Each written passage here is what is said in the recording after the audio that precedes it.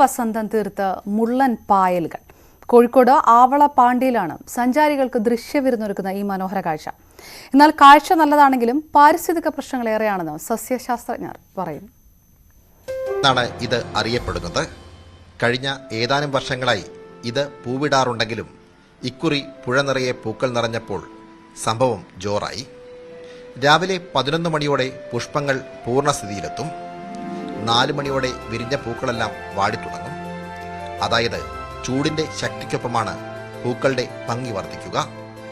കാര്യങ്ങൾ ഇങ്ങനെയൊക്കെയാണെങ്കിലും പരിസ്ഥിതിക്ക് യോജിച്ചതല്ല മുള്ളൻപായൽ എന്നാണ് ഈ മേഖലയിലെ വിദഗ്ധരുടെ അഭിപ്രായം. ഇൻവേസീവ് സ്പീഷീസ് ആണ്. നമ്മുടെ നാട്ടിലേക്ക് എത്തി നമ്മുടെ നാട്ടിലുള്ള നമ്മുടെ തനത് സസ്യങ്ങളെ ഒക്കെ ഡൊമിനേറ്റ് ചെയ്തുകൊണ്ട് അങ്ങനെയുള്ള പ്ലാന്റ്സുകളെയൊക്കെ നശിപ്പിച്ചുകൊണ്ട് ഇത് ഇവിടെ നമ്മുടെ ഏരിയയിൽ ഡൊമിനേറ്റ് ചെയ്തിരിക്കുകയാണ്. ക്യാമറമാൻ ശ്രീജിത്ത് സി കല്ലുമുട്ടിക്കൊപ്പം സനോജ് സുരേന്ദ്രൻ, ന്യൂസ് 18 കോഴിക്കോട്.